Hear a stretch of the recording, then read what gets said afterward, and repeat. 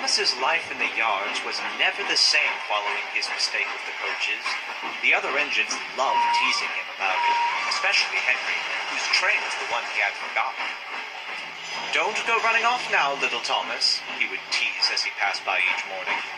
"Your place is here in the yard, after all." Thomas tried to not let Henry's comments get to him, but he couldn't help feeling trapped by his duties. His one chance at exploring the world outside the yard had been wonderful. Once he had returned to the station to rescue the stranded passengers, he longed to see it again. "The others get to see the whole railway every day," he sighed wistfully to Edward one evening in the sheds. "I'm just stuck with coaches and trucks morning, noon, and night. Who knows when I'll even be trusted to pull a train by the fat director again?" "Don't get ideas above your station, little Thomas," scoffed Henry from a corner of the shed. "You'll only run into trouble with that silly daydream of yours. You're a shunter, not an express engine." "Go stick in a tunnel, Henry, and leave him alone," said Edward firmly. "You'll be late with your evening train if you dawdle about here picking on engines smaller than you." Henry snorted away in a cloud of steam. The tunnel incident was one event he certainly wanted to forget about. "You shouldn't let Henry tease you like that," said Edward to Thomas. "Maybe you will get to pull a train again, someday." Thomas still looked glum. "I know I will, but when? You tender engines always get the important jobs. No one notices us tank engines." "You think we don't notice?" asked Edward. "Thomas, believe it or not, your work is more important than you think. You may be little, but you've got a big job, an important one that needs doing. Where would the railway be without a shunter to keep the trains running? Old Henry couldn't do that. Tender engines don't shunt after all." Thomas felt better after that. Henry still kept up with his teasing, but Thomas just took it in his stride. "He couldn't run his trains without me," he thought. "But I daren't test the fat director's temper by causing a delay. I'll just have to watch for an opportunity." One day, Thomas brought Henry's coaches to the station as usual. He ran round to the front just as Henry backed onto the train. "Shouldn't you be at the back?" Henry asked. "A heavy train like this will need a good push to start properly." "Sorry, not today," said Thomas cheekily. "I've got another train to arrange soon. Besides, I thought a big, strong engine like you could handle it easily." Henry scowled and was about to retort when a little boy called from the platform.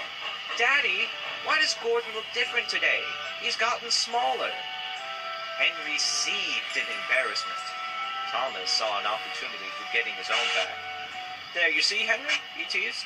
"Even that little boy thinks you're a big, strong engine like Gordon. I'd hate to disappoint a passenger, wouldn't you?"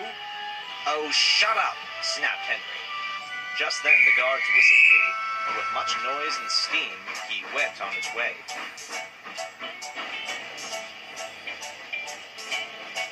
Thomas chuckled as he watched Henry disappear. Then he went back to work. Henry's driver grew concerned as they sped through the countryside. "Steady, old boy," he called anxiously as they rattled through the tunnel. "No need to go so fast." But Henry was in no mood to listen. He kept brooding over what Thomas had said. "Stupid little tank engine," he muttered darkly. "I am big. I am strong. I'm better than that old blowhard Gordon anyway. I'll show him. I'll show him." But pulling a heavy train takes plenty of steam, and of course, plenty of water. Because Henry was hurrying along, he was using more than his tender tank could replenish. Despite the firemen's best efforts, the steam pressure dwindled with the water supply, and they were forced to stop miles away from the next station. "I'm sorry, Henry," said his driver, "but we can't continue on safely. We'll have to drop your fire and get another engine to take the train." Henry moaned in defeat.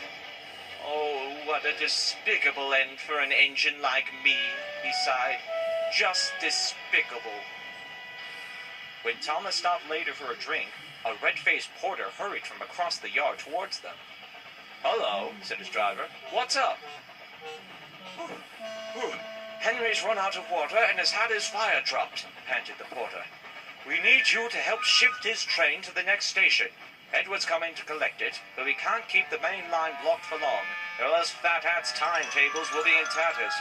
Do you think you can manage it? Well, we'll give it a good try, replied the driver. Won't we, Thomas? Thomas grinned with excitement. Finally, a chance to prove himself.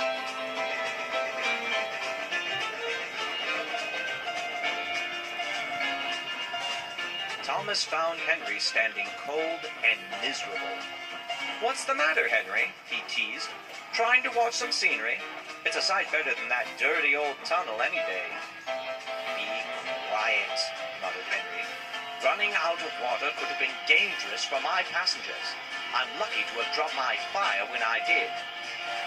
From what I've heard, it was your own fault. What were you trying to break the land speed record and all? Thomas replied.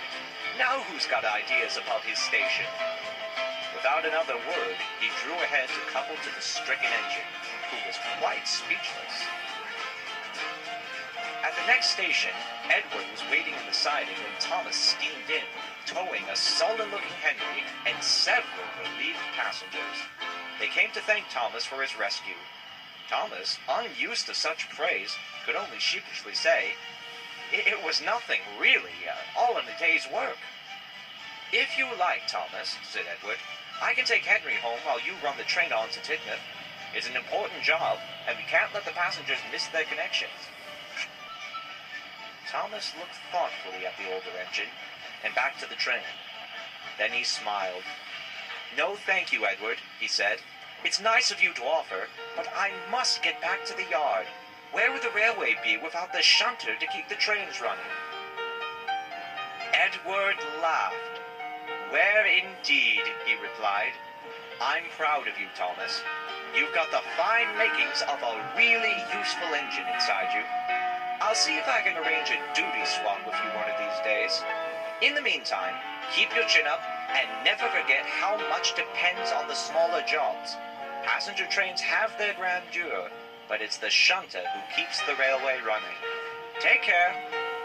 And with that, Edward steamed away with the train, leaving Thomas to haul Henry safely home. He still remained thoughtful.